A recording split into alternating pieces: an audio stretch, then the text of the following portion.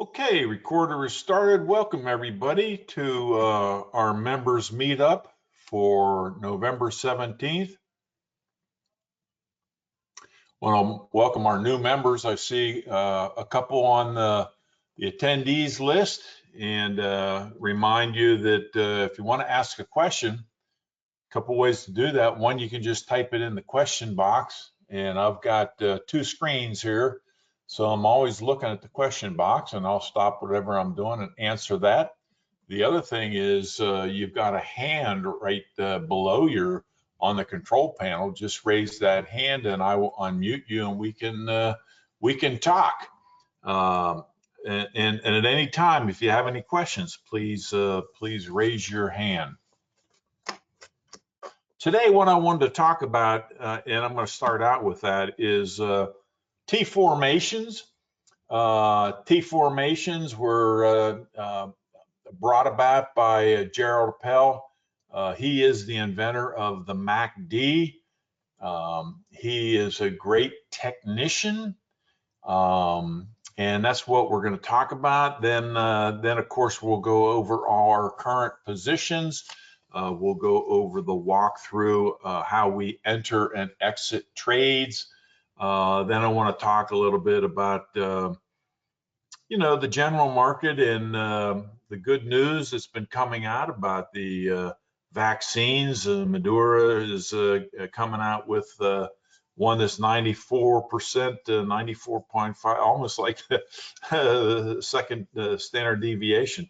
And so that's all looking good, but I want to speak about that a little bit. We'll do that a little later on.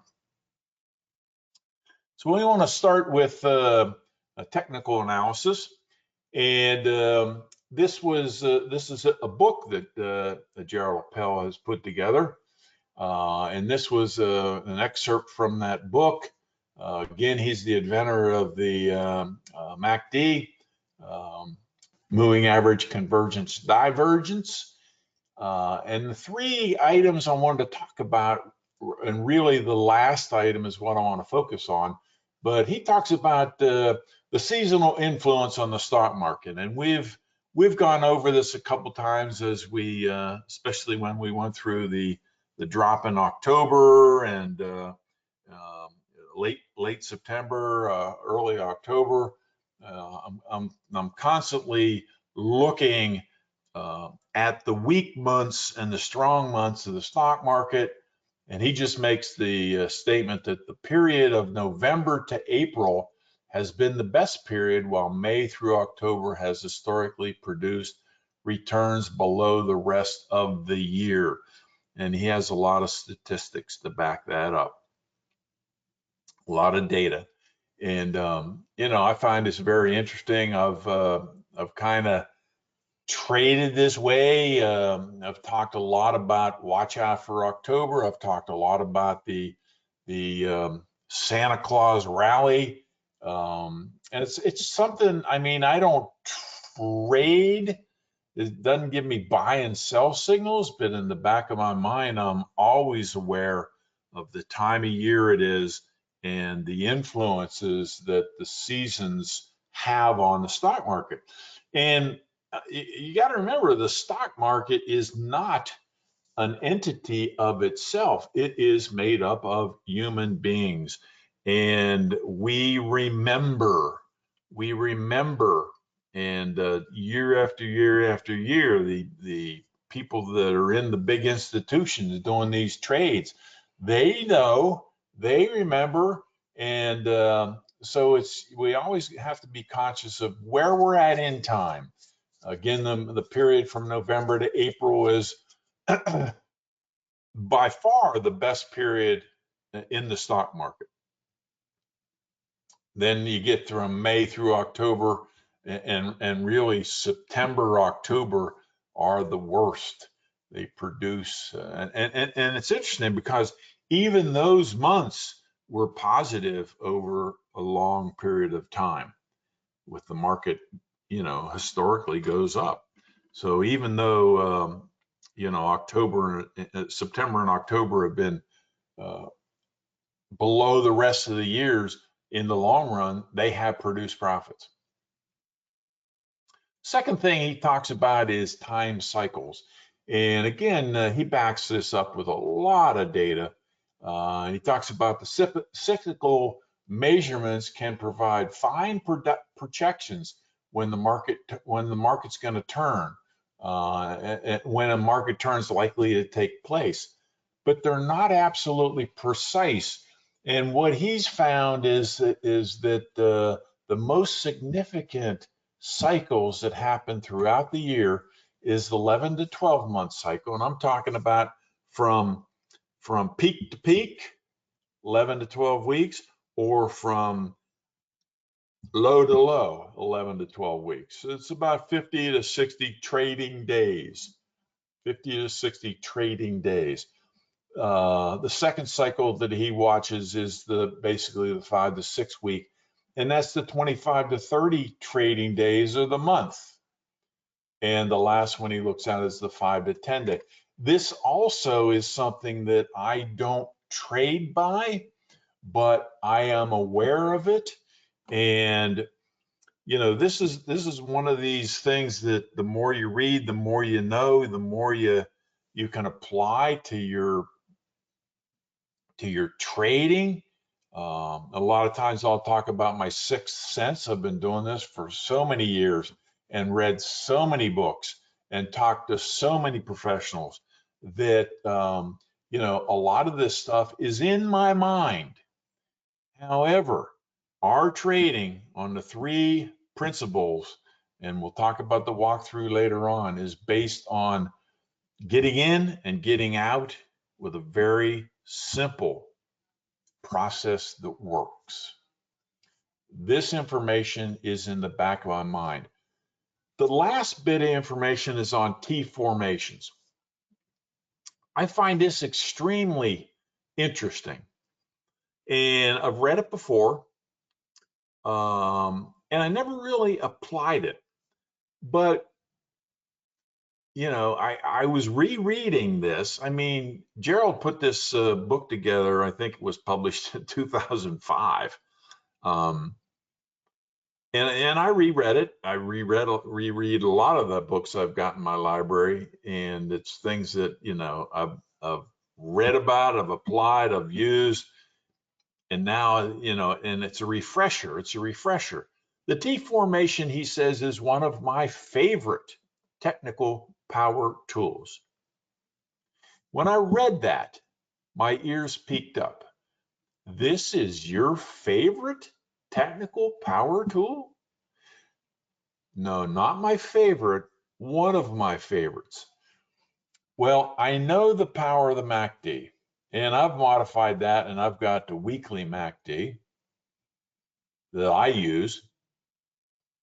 It's a modification. It's basically taken the MACD and taken it times 4, each one of the cycles of the MACD times 4, and it gives me less whipsaws in and out that the MACD traditionally does. But the T formation is one of his favorites. Okay. Now, what is a T formation? The T formations are based on the concept that the time distance between the starting low and its peak is likely to repeat between the peak and the final low. Okay? So picture this. It's you look at where a starting low is, and then you look at where it peaks. Okay, and this is you go back in time. This is historical look-see, and then you can project out from that peak when the next low might occur. Well, if this happens in past history, then wouldn't it be interesting if it happens in today's markets? And indeed it does. Indeed it does. Similarly, the time span between the peak and its low is likely to be repeated in the time span between the low and the peak. Okay? Now, this is a very, very interesting concept. Is it precise? No. Is it similar to time cycles? Kind of. Can you use it to help, especially with some of our longer term look-sees of the market? Absolutely. But he makes a statement we should be very well aware of, and that is T formations should be used in conjunction with other indicators that are not used as a and not to be used as a standalone. In other words, this is an arrow in your quiver of arrows. We rely on the regression channel, measured moves, Fibonacci extensions, and the 5 and the 8-day moving average. You use those in conjunction with T formations, and now all of a sudden you can see, hey, I can see when a market is maybe going to be ready to turn around. If I'm at a low on the regression channel and I project a low with T formations, and then I get a cross of the 5 over the 8, I've got a trade setup that is basically telling me this is better than most. This is better than most. And now's the time to get in. Is it going to work all the time? No way. No way. It's not going to work all the time. Absolutely, Paul. He says, can you show your second slide? I'm not only going to show the second slide, but then I'm going to go over to Thinkorswim and we're going to look in real time. All right. Okay.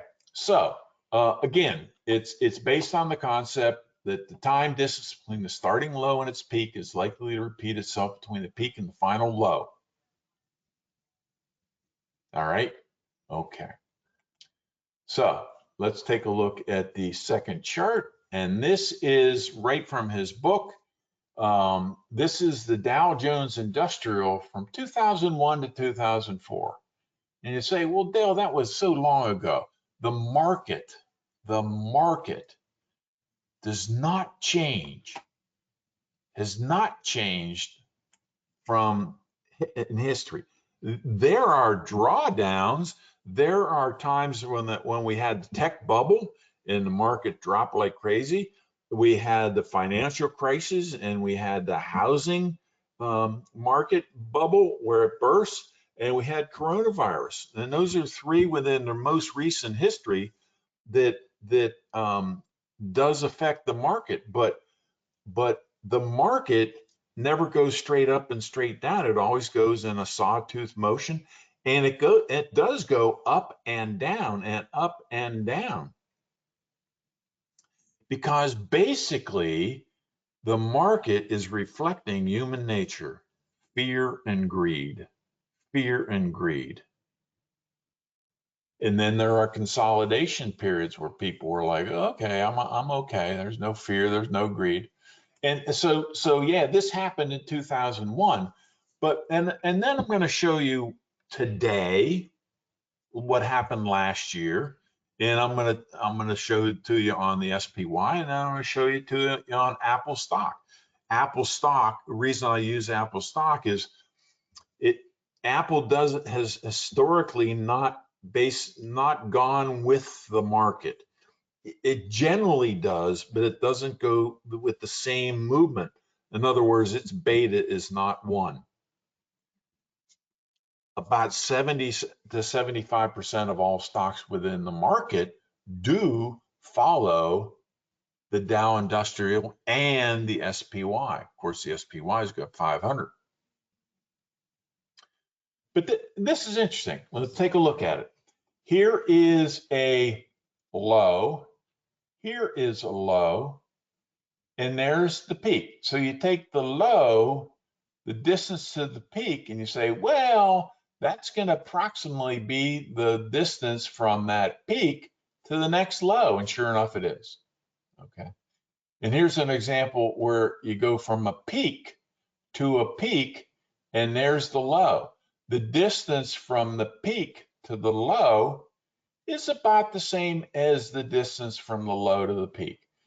Okay, and this is just 1, 2, 3, 4, 5, 6, 7, 8, 9, 10. 10 examples. Well, he says it right down here. 10 of the many patterns developed during this 3-year period. Many more formations happened during that period. He just hasn't marked them on the screen. Okay. Is it accurate? Is it precise? Pretty doggone close. Can you look at this and say, you know, the market might be ready to turn? Yes, you can.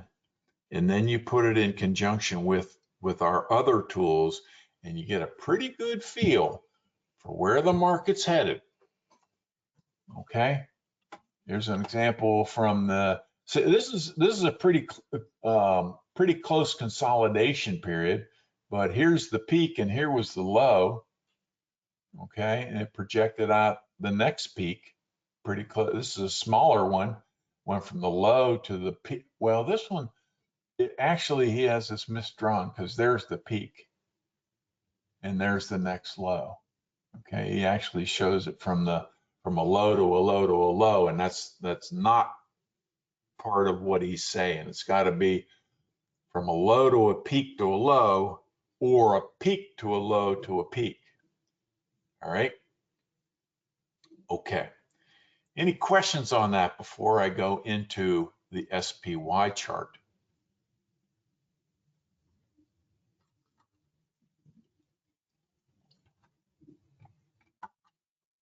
All right.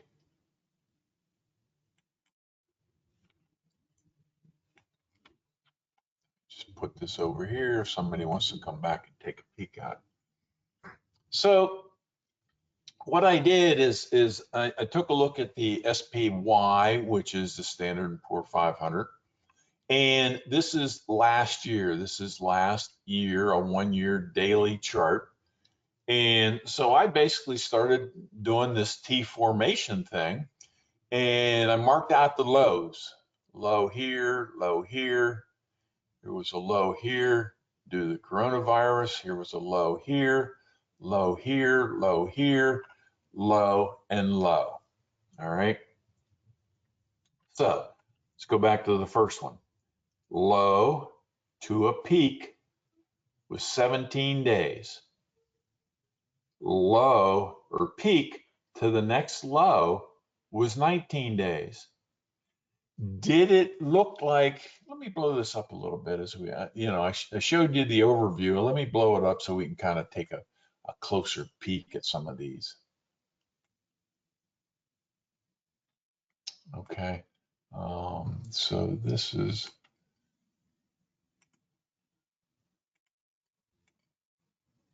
the first one we're looking at. And there's the low. And here is a peak. Here's a peak. Okay. And that was 1, 2, 3, 4, 5, 6, 7, 8, 9, 10, 11, 12, 13, 14, 15, 16, 17 trading days. Okay.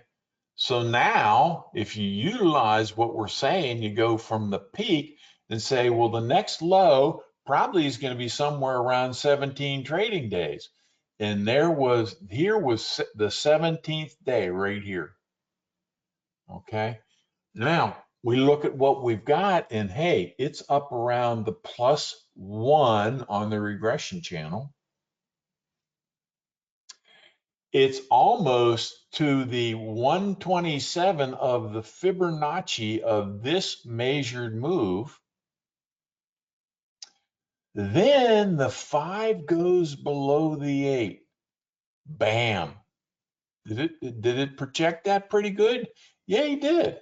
Yeah, it did.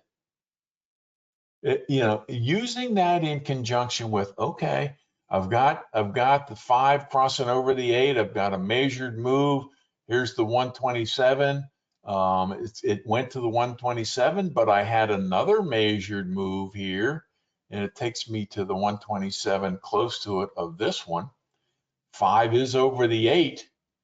Okay, let it ride, let it ride, let it ride, let it ride, let it ride. Okay, I'm getting close to the point where I might be looking for a low, and I've hit the regression channel of +1, and oh my, the 5 crosses below the 8. Bam, get out, and you save yourself this gap and this drop right in here. Was it right on? No, it was not right on. Was it precise? No, it was not precise. Did it give you some advance warning that we can put to use? Absolutely. Absolutely. Okay, let's take a peek at the next one I've got here. And that would be, let's see. Okay, it's the coronavirus drop. Could we project when that market was about ready to turn back up? Okay, we had a low here. 17 days later, we had the peak. Okay, so we project out 17 days, and then the coronavirus scare hits and the market starts dropping like crazy, and you're saying to yourself, when is the knife going to stop falling? Because it looks like we are in free fall, and we are in such free fall, we're busting through the -1 and then blasting through the -2. When is this going to stop? Is this going to go to 0? No, it's not going to go to 0. It's not going to go to 0. And here is, let's see, 21, 20, 19, 18. There's 17 days. Right around here, you say, okay, is this the end? Is this the end? Well, no. No, it's not the end, because even though we're below the -2, the 5 is so far below the 8. I'm not ready to move just yet. All right. But I'm on alert. I'm on alert. Okay. And then it has a move up, but then it has a move down, down, down. Okay. And now we're around 21 days, and then we get a move up and a move up. I'm in right here. Now, what would have happened if I would have said, okay, this was 17 days from the low to the peak, and it should be 17 days over here, and that would have been this guy right here, or no, this guy right here. What would have happened if I would have bought right there? Well, I would have had a week of agina. But then look what happened. I would have been on board for the big rally. I would rather wait and say, okay, I think based on the T formation and based on the fact that it's below the -2 and based on the fact that now the 5's crossing back over the 8, I have a good feeling that now is a good time to get in, that this scare, this fear is over. And sure enough, it was. Okay. Okay, so I had a high here and I have a low here. So now I'm going to go from the high to the low, of course, was 21 days, and I'm going to project out when the next low is. Well, where the next high is. There's a high and a low. Where's the next high? It actually was in 26 days. And you can see there's the 127 of the measured move. So you knew something was going on around here. Could it have been this? Yeah, that would have been, let's see, 1, 2, 3, 4, 5, 6, 7, 8. That would have been 18, 21, and 18. You knew something was going to be going on. If you chose to get out there, that's fine. It came up and hit the -2. Then a pullback, and then it came up here, and that was a good time to maybe take some profit. Did we want to get totally out at that point? No, because the 5 was still over the 8 and continued to be so.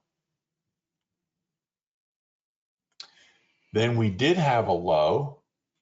The 5 just barely came below the 8, it's just almost right on top of it.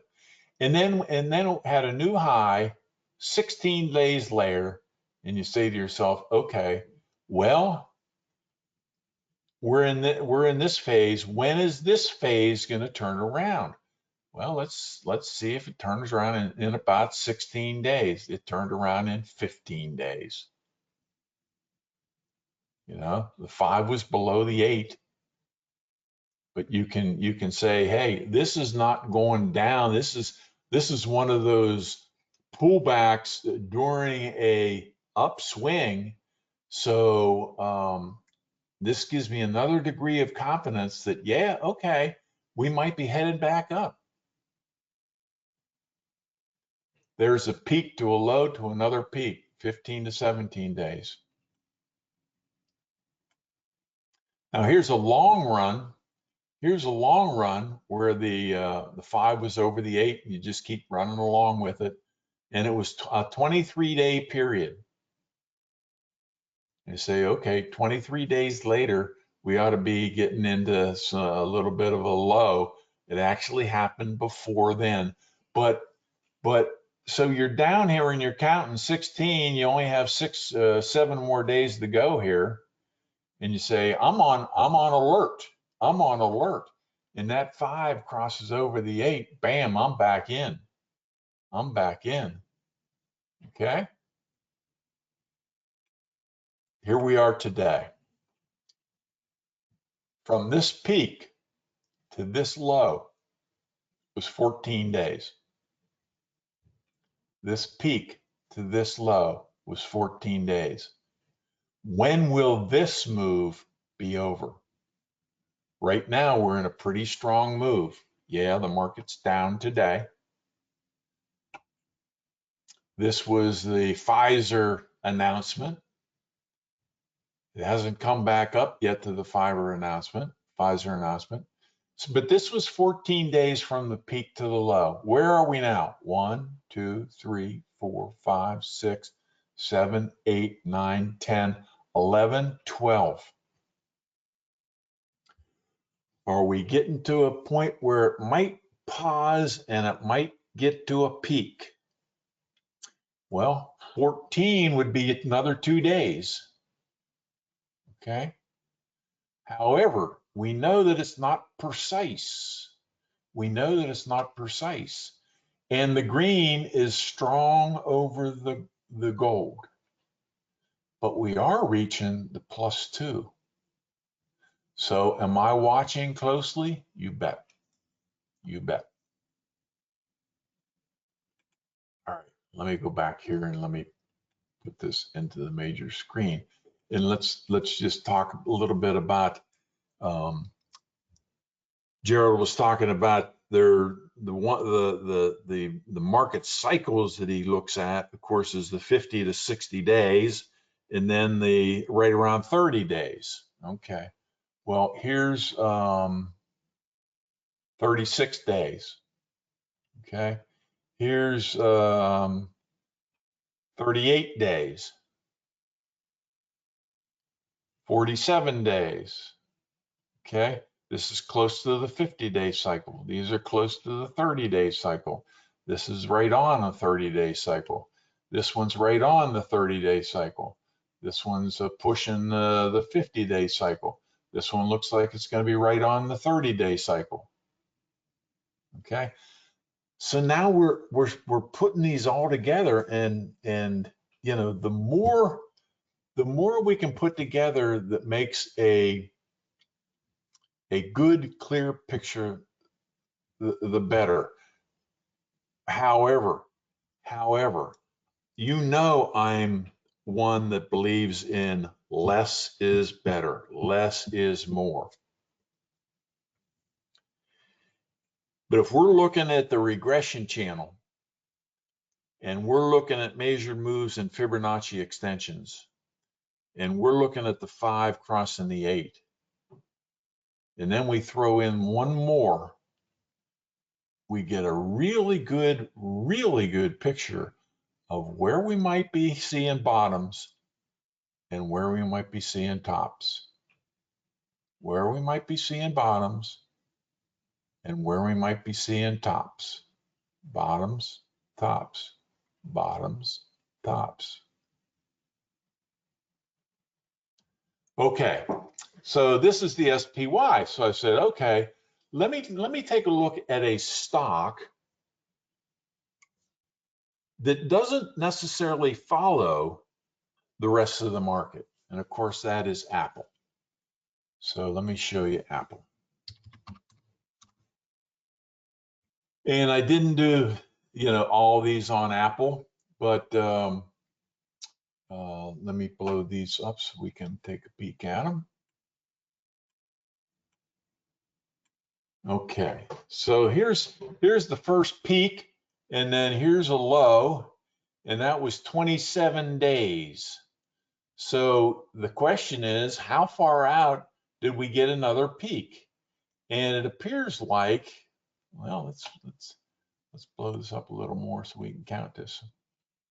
1, 2, 3, 4, 5, 6, 7, 8, 9, 10, 11, 12, 13, 14, 15, 16, 17, 1, 22, 23, 24, 25, 26, 27. Okay, that is an intermediate peak right there. All right. Now the 5 is still over the 8, so you'd probably stay in, but that pretty closely projected from an intermediate peak to a low to another intermediate peak. Here's why. Now within these, you can always do smaller time periods. Okay, this is closer to the 50-60 day cycle. This would be closer to the, I don't think he had one. He had 50 to 60, then he had 30, then he had 7 to 10 days. This is kind of an interesting one here, but there's 8 days from this low to this peak. 1, 2, 3, 4, 5, 6, 7, 8, 9, 10. 5 or 10. Either one of these, what it's kind of saying is you had a low, you had a peak, you're going to have some consolidation and possibly another low, and that's what happened here. Okay, you can go down even further, and here's a 4-day on this side from a peak to a low to another peak. Okay, this is a quick. The other cycle we said was 7 to 10 days. That's a quick 7 to 10 days right there. Here's one from a low to a peak, and that was 18 days. So we say, when will we get another low here? 1, 2, 3, 4, 5, 6, 7, 8, 9, 10, 11, 12, 13, 14, 15, 16, 17, 18, 19, 20, 21, 22. That one's not is well defined as a low, and the 5 is over the 8, so I'd stay on that one. Okay, this one went from 9 days from the peak to the low to the peak. What is this? 1, 2, 3, 4, 5, 6, 7, 8, 9. This is a 9-9. 9-9. Pretty cool. Pretty cool. Okay, this was a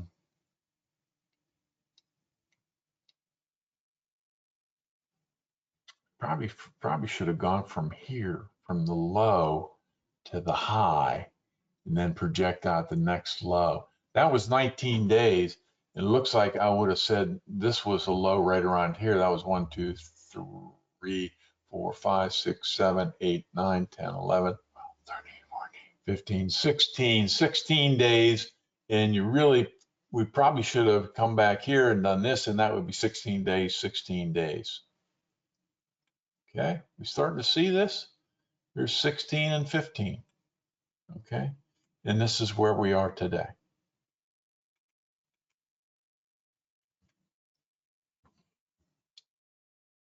I think this is just an interesting concept.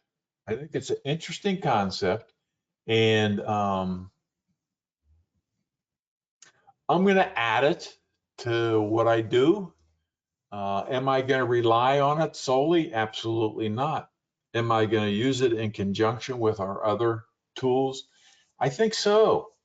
I think so, especially when I'm looking at the overall market to try to get a feel for where we might be headed. Okay. That's all I wanted to say on T formations. Any questions on that at all?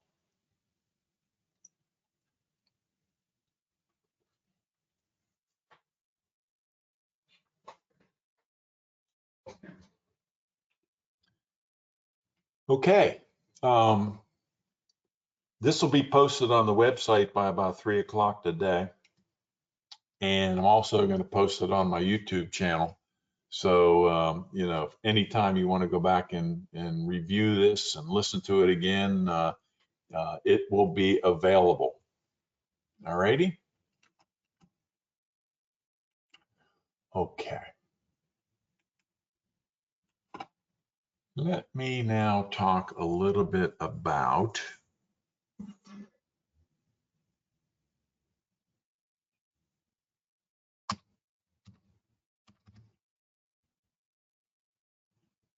Moderna.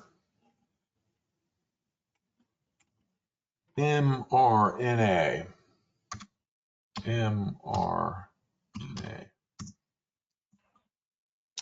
So they come out yesterday with you know, not a, hey, Pfizer, we're a little bit smaller than you are, but we came up with something pretty good too.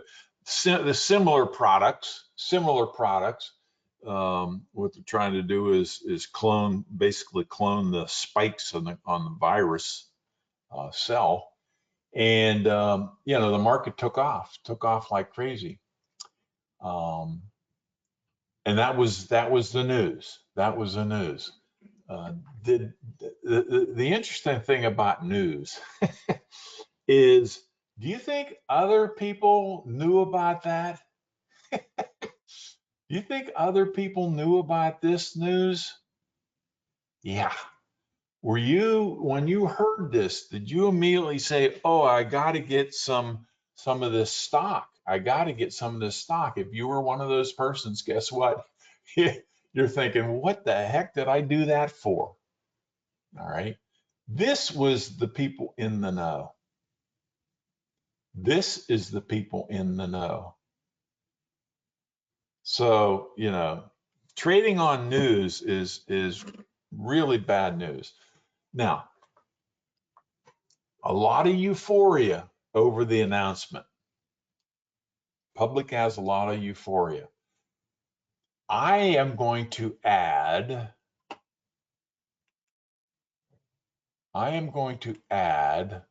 whoops,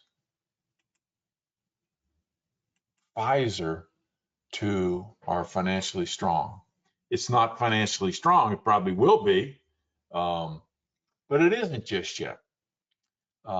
It's followed the same movement as Moderna, only it had a higher peak when it made its announcement. Okay. Let's just take a look at Pfizer. And the reason why I want to be following Pfizer and probably mRNA is the fact that this is going to be extremely volatile, because this was the announcement. A lot of euphoria over the announcement. And now it's like the market is saying, thanks, that was really cool, but can you make it in time? Will you deliver it at the right cost? Will there be any stumbling blocks as we go through? So now you see the people in the know going, probably not. Probably not. So there will be some stumbling blocks, but this is going to be a kind of an interesting stock to put in our basket to, you know, possibly, you know, look at some bear calls when the rest of the market, we've got bull puts and whatever, but, you know, I kind of like that, so I've added that in.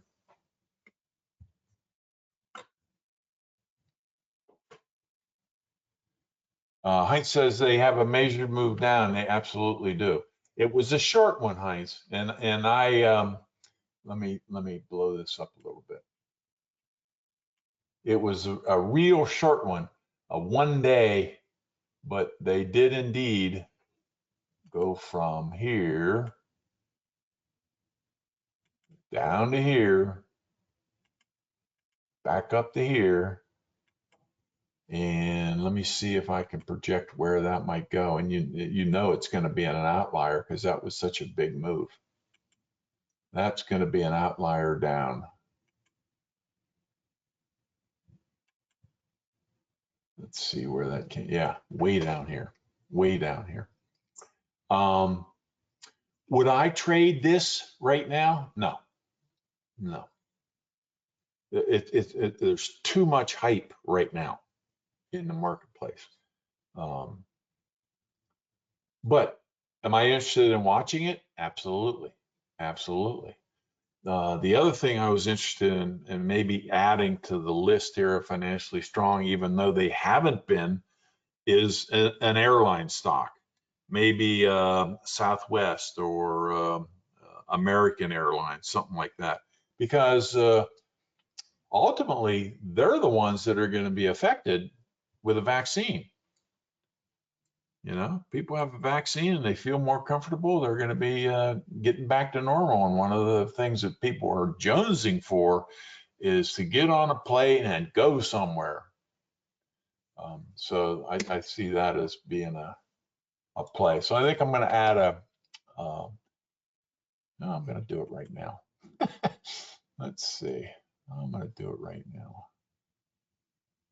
I'm going to add, you want an American Airlines or you want a Southwest? Let's do American Airlines. I think that's AAL. Yes.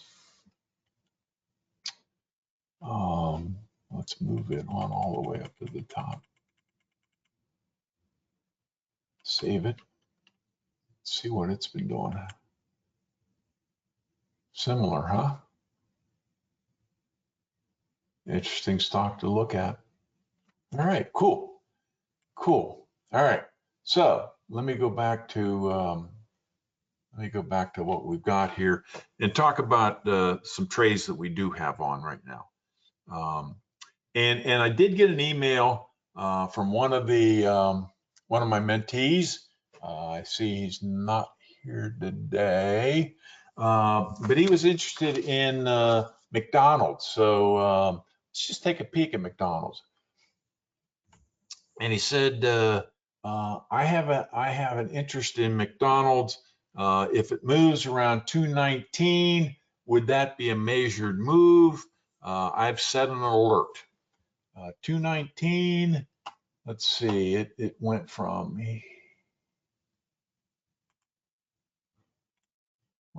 here to here and here to here.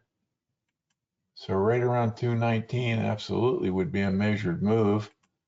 Let's see what we could project if that does happen. Whoops.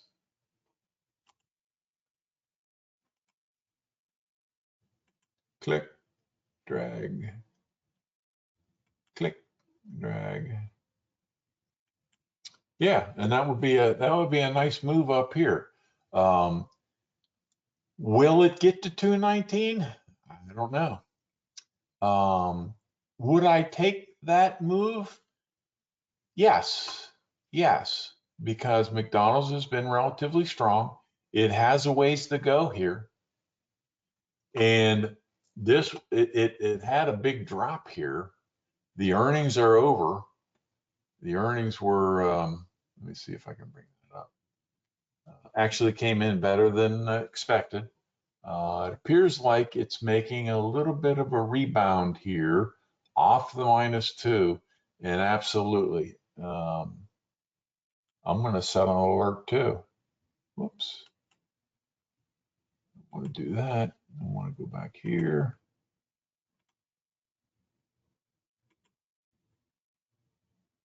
Put this in, create an alert. At or above 219. Yep.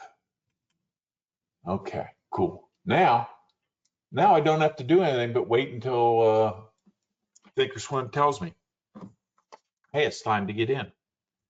Now remember, at this point in time, you'd want to go out about 100 days. I think probably Mickey D has, let's see, do they have one about 100 days? No. Yeah, they've got one around 59 days, like so many others. They have one around 60 days, but then it jumps all the way out till March. I wouldn't go this far out.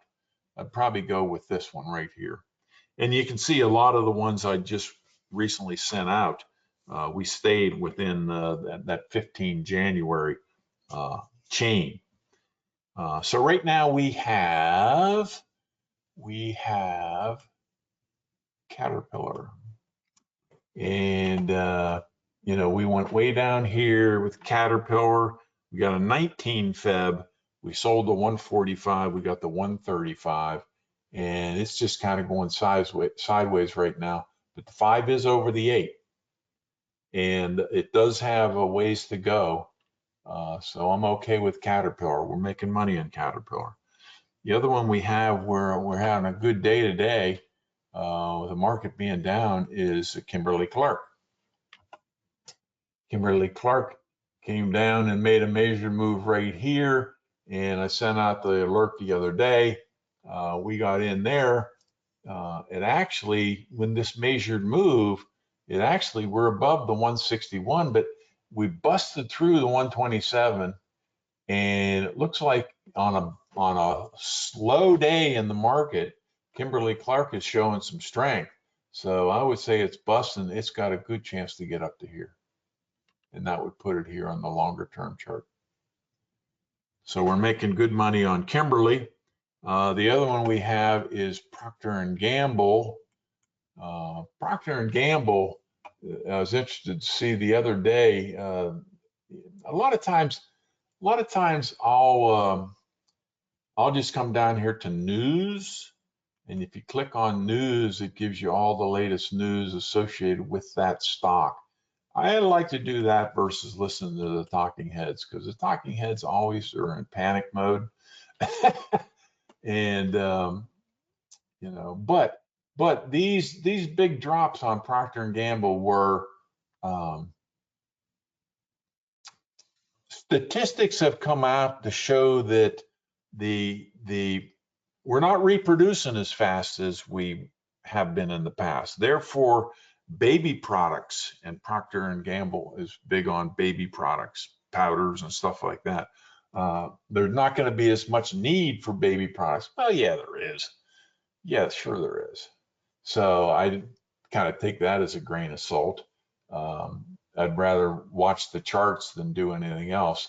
And you know, when Procter & Gamble made the 5 over the 8 move back here after being down here, I decided and sent out an alert to go ahead and get in there, and we're making money on P&G.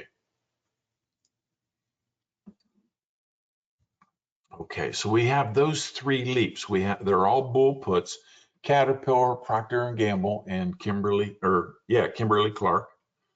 And then we have a monthly on the RUT. The RUT has shown more strength than anything else here, and it basically had a little bit of I missed this one. I missed this move. This really was not. See, I was looking at this move here, and I was saying, well, it hasn't made a measured move. Well, it did. Right here, it made a measured move. Okay. And we can go ahead and we can put on a fib on that one, because it went from the low here to this high, then from that high to this low, which was a higher low. And so it did click, drag, click, drag. Okay, so here you go. We got some room to run yet. Then it came down and it did make another little measured move right here. When it made that other little measured move, I said, okay, we don't have a lot of room to run here. I don't want to get into SPX because the SPX is not, you know, it actually, I guess it did make a major move right here, similar to the RUT. But I'm either going to do the SPX or the RUT. They're running similar to one another. So I don't want to get overburdened on that one. I did send out a text and email alert to go ahead and get an RUT. We got a 18 December where we sold the 1645 and bought the 1635. Let me put that up. 1645.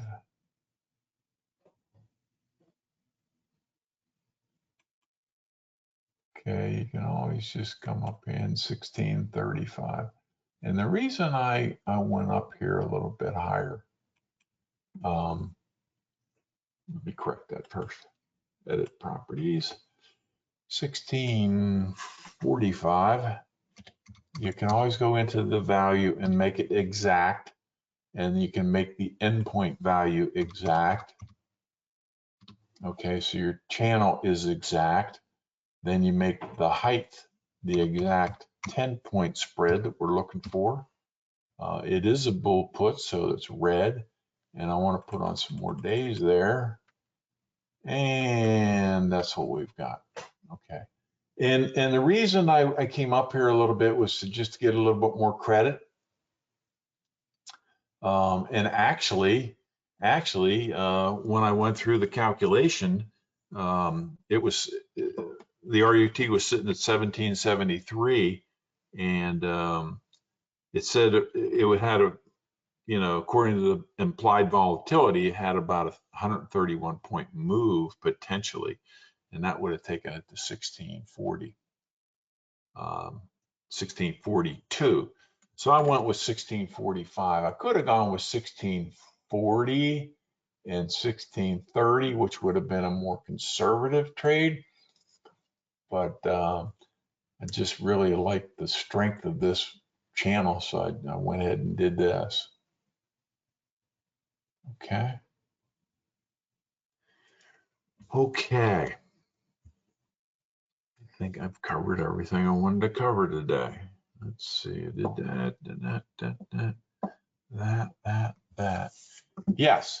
And I'm sorry I didn't have a lot of time for questions. I have a little bit of time right now if anybody has any questions.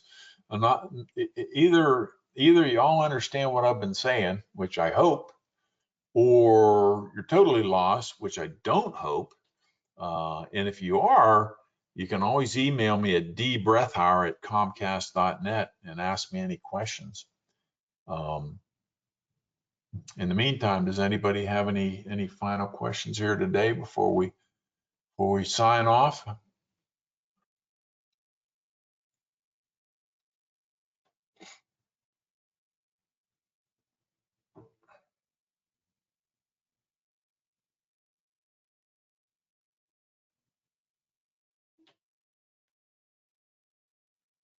Okay, no final questions. We will have another webinar next Tuesday on the 24th, Thanksgiving week, and in the meantime, we'll just hold on to the 4 trades that we have, all bull puts: Caterpillar, Procter & Gamble, Kimberly on the leaps, and the RUT on the monthly. And I'll keep you abreast of those. We'll talk about that on Thursday. In the meantime, good trading, everybody. Bye-bye now.